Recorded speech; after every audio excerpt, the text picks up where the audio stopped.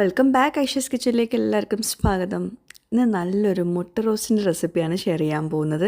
ഒരു നാടൻ മുട്ട റോസ്റ്റാണ്.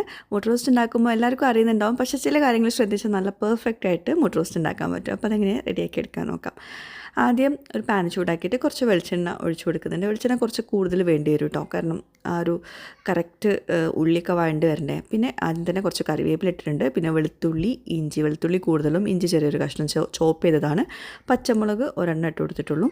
ഒന്നിട്ട് വഴറ്റിയെടുത്ത ശേഷം അവിടെ എണ്ണ ഉണ്ടാവുമല്ലോ അതിലേക്ക് 1 ടീസ്പൂണ് മുളക് പൊടിയും 1/4 ടീസ്പൂണ് മഞ്ഞൾപ്പൊടിയും കൂടി ചേർത്ത് കൊടുക്കുക. എരിവ് ഇഷ്ടമുള്ളവരാണെങ്കിൽ കുറച്ചുകൂടെ മുളക് പൊടി ചേർത്തോളൂ. എന്നിട്ട് ഒന്നിട്ട് വഴറ്റിയെടുക്കാം. അപ്പം ആ ഒരു മസാല ഒന്ന് കുക്കായിക്കോട്ടെ ചെറിയ ഫ്ലെയിമിൽ വെച്ചിട്ട്. എന്നിട്ട് ഇതിലോട്ട് ഞാൻ 4 വലിയ സവോള കനം കുറച്ച് അരിഞ്ഞാണ് ചേർത്തിട്ടുള്ളത്. മുട്ട റോസ്റ്റൊക്കെ ഉണ്ടാക്കുമ്പം 2 സവോള വെച്ചിട്ടൊന്നും ഉണ്ടാക്കിയാൽ അത് പെർഫെക്റ്റ് ആയിട്ട് കിട്ടില്ല. അത്യാവശ്യം സവോള വേണം കേട്ടോ. പിന്നെ സവോള നന്നായിട്ട് വഴണ്ട് വരും വേണം. ആവശ്യത്തിന് ഉപ്പ് ചേർത്തിട്ട് നന്നായിട്ട് ഇളക്കി യോജിപ്പിച്ച് കൊടുക്കുക. അടച്ച് വെച്ചിട്ട് നന്നായിട്ട് കുക്ക് ചെയ്യണം.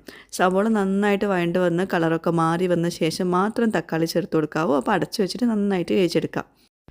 പലരും പല രീതിയിലായിരിക്കും മുട്ട റോസ്റ്റൊക്കെ ഉണ്ടാക്കുക. കുറച്ച് സവോള വെച്ചിട്ട് കുറച്ച് വെള്ളമൊക്കെ ഒഴിച്ചിട്ടായിരിക്കും മുട്ട റോസ്റ്റൊക്കെ ഉണ്ടാക്കുന്നത്. അപ്പോൾ ഇതിലൊട്ടും വെള്ളം ഒഴിക്കാത്ത മുട്ട റോസ്റ്റാണ്. നമ്മൾ കടയിൽ നിന്നൊക്കെ വാങ്ങിക്കുമ്പം മുട്ട റോസ്റ്റൊക്കെ ഭയങ്കര ഡ്രൈ ആയിട്ടുണ്ടാവില്ലേ, ആ ഒരു രീതിയിലാണ് ഉണ്ടാക്കുന്നത് കേട്ടോ.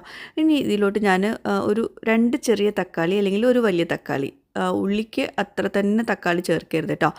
4 ഉള്ളിക്ക് ഞാൻ ഒരു വലിയ തക്കാളിയാണ് എടുത്തിട്ടുള്ളത്. നല്ല കലം കുറച്ച് അരിഞ്ഞിട്ട് ചേർത്ത് കൊടുക്കുക. അടച്ച് വെച്ചിട്ട് വേവിച്ചെടുക്കുക. തക്കാളി നന്നായിട്ട് കുക്കാവണം. സവോള നന്നായിട്ട് വഴണ്ടിട്ടാണ് തക്കാളി ചേർക്കുന്നത് കേട്ടോ. പിന്നെ മുട്ട ഞാനവിടെ പുഴുങ്ങാൻ വെച്ചിട്ടുണ്ടായിരുന്നു. ഹാഫ് വേവിലോ ഫുൾ വേവിലോ ഒക്കെ നിങ്ങൾക്ക് തയ്യാറാക്കിയെടുക്കാം. ഞാൻ മുട്ട തൊലിച്ചിട്ട് അവിടെ മാറ്റി വെച്ചിട്ടുണ്ട്. അപ്പോൾ നമ്മളിപ്പം ഈ ഒരു റോസ്റ്റാണ് ഇതിൽ ഇമ്പോർട്ടൻറ്റ്. അപ്പം വീണ്ടും നന്നായിട്ട് അടച്ച് വെച്ചിട്ട് വേവിച്ചിട്ടുണ്ടായിരുന്നു. വീണ്ടും ഇളക്കി നന്നായിട്ട് യോജിപ്പിച്ചെടുക്കുക. ഇപ്പോൾ നല്ലോണം കളറൊക്കെ മാറി നന്നായിട്ട് റോസ്റ്റായിട്ട് വന്നിട്ടുണ്ട്. ഇനി കുരുമുളക് പൊടി വേണമെങ്കിൽ ചേർത്ത് കൊടുക്കുക. ഞാൻ പിന്നെ എരിവ് കൂടണ്ടെന്ന് വിചാരിച്ചിട്ട് കുരുമുളക് പൊടി ചേർത്തിട്ടില്ല. കുരുമുളക് പൊടി ചേർക്കുമ്പോൾ ഒന്നുകൂടെ ഡാർക്ക് കളറാവും കേട്ടോ. അപ്പോൾ ഇത് അത്യാവശ്യം റോസ്റ്റൊക്കെ നന്നായിട്ട് കുക്കായിട്ടുണ്ട്. ഉപ്പൊക്കെ ആവശ്യത്തിനൊക്കെ ഇട്ട് കൊടുത്തിട്ടുണ്ട്. ഇനി ഇതുപോലൊരു സ്പേസ് ആക്കിയിട്ട് ആ മുട്ട അതിലൊന്നിങ്ങനെ ഒന്ന് വരിഞ്ഞിട്ട്, മുട്ട തൊലിച്ച ശേഷം വരിഞ്ഞ ശേഷം ഇതുപോലെ ഇട്ട് കൊടുക്കുക. എന്നിട്ട് അതിലൊന്നും അങ്ങോട്ട് കമ്പൈൻ ചെയ്ത് കൊടുക്കുക. ആദ്യം തന്നെ മുട്ട ഇട്ടിട്ട് എണ്ണയിൽ ഇങ്ങനെ വറുത്തെടുക്കണമെന്ന് ആവശ്യമില്ല. ഇതുപോലെ ലാസ്റ്റ് ഇട്ട് കൊടുത്താൽ മതി. ഒരുപാട് പേർക്ക് അറിയുന്ന റെസിപ്പി തന്നെയായിരിക്കും. പക്ഷേ ചിലരൊക്കെ പറയാറുണ്ട് ഉള്ളി ഇങ്ങോട്ട് പെർഫെക്റ്റ് ആവുന്നില്ല, കളർ കൊണ്ട് വരുന്നില്ല എന്നൊക്കെ. അപ്പം ഇത് നല്ല പെർഫെക്റ്റ് റെസിപ്പിയാണ്, എല്ലാവരും ട്രൈ ചെയ്യണം കേട്ടോ. പിന്നെ ലാസ്റ്റ് കുറച്ച് മല്ലിയില വെച്ചിട്ട് ഗാർണിഷ് ചെയ്തിട്ടുണ്ട്. അപ്പോൾ ഇതാ നമ്മുടെ മുട്ട റോസ്റ്റ്. ചപ്പാത്തിയുടെ കൂടെ ദോശയുടെ കൂടെ ഒക്കെ നല്ല കോമ്പിനേഷൻ വരുന്ന ഒരു മുട്ട റോസ്റ്റാണ്. എല്ലാവരും ട്രൈ ചെയ്യണം കേട്ടോ. അപ്പം ഇത് നമുക്ക് കുറച്ചധികം ഉള്ളി വേണ്ടി വരും. ഉള്ളിയുടെ കാര്യത്തിൽ ഒരു പിശുക്കും കാണിക്കരുത്. മുട്ട റോസ്റ്റ് നല്ല പെർഫെക്റ്റ് ആവണമെങ്കിൽ നല്ല അത്യാവശ്യം ഉള്ളി വേണം.